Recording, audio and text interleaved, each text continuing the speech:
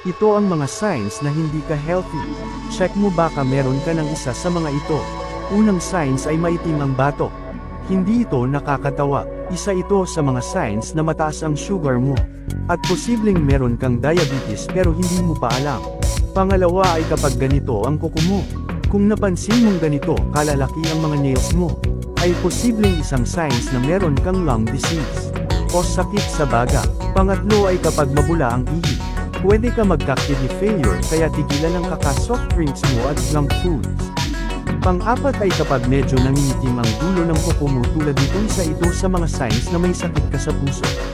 Pang-lima ay malakas ang hilik mo kapag natutulo, isa itong signs na meron kang sleep apnea at hindi nakakadaloy ng maayos ang hinga mo, posible kang magkasakit sa puso dito.